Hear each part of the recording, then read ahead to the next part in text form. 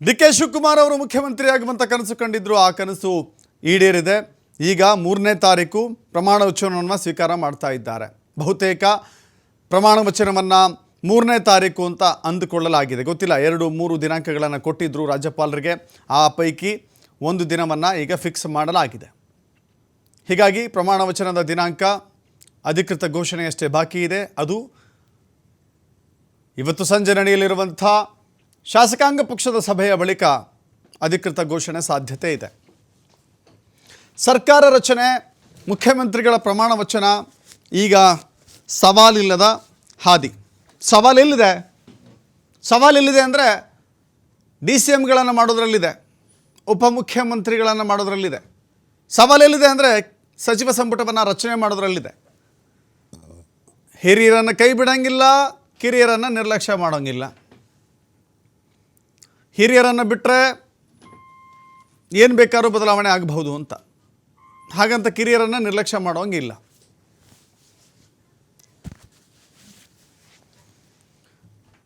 ಸೋಮವಾರ ಪ್ರಮಾಣ ವಚನವನ್ನು ಸ್ವೀಕರಿಸಿ ಆಡಳಿತ ಚುಕ್ಕಾಣಿ ಹಿಡಿಯಲಿ. ರಾಜ್ಯದಲ್ಲಿ ಹಣಕಾಸಿನ ಎಮರ್ಜೆನ್ಸಿ ಇದೆ, ಅದನ್ನು ಸರಿ ಮಾಡಿ. ಕೆಂಪೇಗೌಡ ಏರ್ಪೋರ್ಟ್ನಲ್ಲಿ ಬಸವರಾಜ ಬೊಮ್ಮಾಯಿ ಸಲಹೆ ಕೊಟ್ಟಿದ್ದಾರೆ. ಹೌದು, ಇದು ಸಲಹೆ ಅಂತಲೇ ಸ್ವೀಕಾರ ಮಾಡಬೇಕಾಗಿದೆ. ಸೋಮವಾರವೇ ಪ್ರಮಾಣ ವಚನವನ್ನು ತೆಗೆದುಕೊಳ್ಳಿ ಅಂತ ಹೇಳಿದ್ದಾರೆ. ರಾಜ್ಯದಲ್ಲಿ ಸಾರಿಗೆ ಸೇರಿದಂತೆ ಹಲವಾರು ಸಮಸ್ಯೆಗಳಿದ್ದಾವೆ. ಇವೆಲ್ಲ ನಡುವೆ ರಾಜ್ಯದ ಅಭಿವೃದ್ಧಿ ಮಾಡಬೇಕಾಗಿದೆ. ಅದಕ್ಕೆ ದಕ್ಷ ಮತ್ತು ಪ್ರಾಮಾಣಿಕ ಆಡಳಿತ ಕೊಡಬೇಕು. ತುಷ್ಟೀಕರಣ ಬಿಟ್ಟು ಸಮಾನತೆಯ ರಾಜಕಾರಣ ಮಾಡಬೇಕು. ಬದಲಾವಣೆಯಿಂದ ರಾಜ್ಯದ ಜನ ಹೆಚ್ಚಿನ ನಿರೀಕ್ಷೆಯನ್ನು ಇಟ್ಟುಕೊಂಡಿಲ್ಲ.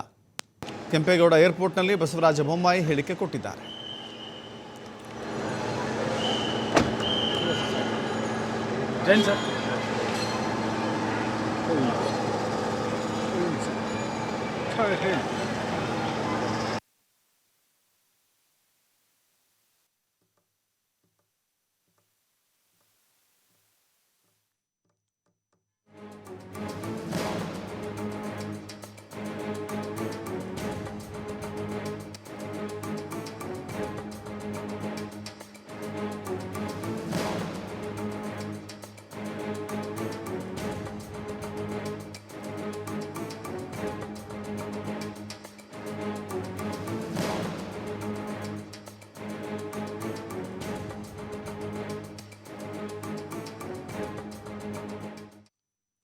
ರಾಜ್ಯದ ಒಂದು ಆಡಳಿತದ ಚುಕ್ಕಾಣಿಯನ್ನು ಹಿಡಿದು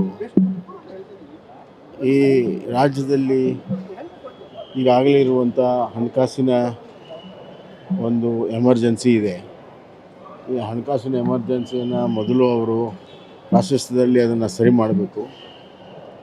ಹಲವಾರು ಸಮಸ್ಯೆಗಳಿದ್ದಾವೆ. ಸಾರಿಗೆ ನೌಕರರು ಹೆಚ್ಚಿಗೆ ಕೇಳ್ತಾ ಇದ್ದಾರೆ. ಕಾಂಟ್ರಾಕ್ಟರ್ ವರ್ಕರ್ಸ್ಗೆ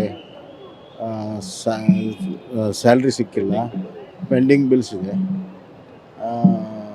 ಇದರ ಎಲ್ಲರ ನಡುವೆ ಅಭಿವೃದ್ಧಿಯನ್ನು ಕೂಡ ಮಾಡಬೇಕು ಅವರು. ಅದಕ್ಕೆ ಸ್ವಚ್ಛ, ದಕ್ಷ ಮತ್ತು ಪ್ರಾಮಾಣಿಕ ಆಡಳಿತ ಕೊಡೋ ಜೊತೆಗೆ ಅಭಿವೃದ್ಧಿ ಪರವಾದ ಆಡಳಿತ ಕೊಟ್ಟರೆ ಭಾಳ ಒಳ್ಳೆಯದು.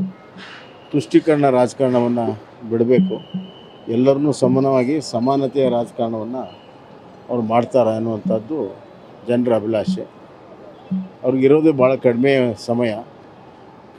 ಸಮಯದಲ್ಲಿ ಇದನ್ನು ಮಾಡ್ತಾರ ಅನ್ನುವಂಥದ್ದು ಅವ್ರ ಮುಂದಿರುವಂಥ ಸವಾಲು. ಸೋಮವಾರ ಪ್ರಮಾಣ ವಚನ ಸ್ವೀಕಾರ ಮಾಡಲಿ. ಈ ರಾಜ್ಯದ ಒಂದು ಆಡಳಿತದ ಚುಕ್ಕಾಣಿಯನ್ನು ಹಿಡಿದು ಈ ರಾಜ್ಯದಲ್ಲಿ ಈಗಾಗಲೇ ಇರುವಂಥ ಹಣಕಾಸಿನ ಒಂದು ಎಮರ್ಜೆನ್ಸಿ ಇದೆ. ಈ ಹಣಕಾಸಿನ ಎಮರ್ಜೆನ್ಸಿಯನ್ನು ಮೊದಲು ಅವರು ಪ್ರಾಶಸ್ತ್ಯದಲ್ಲಿ ಅದನ್ನು ಸರಿ ಮಾಡಬೇಕು. ಹಲವಾರು ಸಮಸ್ಯೆಗಳಿದ್ದಾವೆ. ಸಾರಿಗೆ ನೌಕರರು ಹೆಚ್ಚಿಗೆ ಕೇಳ್ತಾ ಇದ್ದಾರೆ. ಕಾಂಟ್ರಾಕ್ಟರ್ ವರ್ಕರ್ಸ್ಗೆ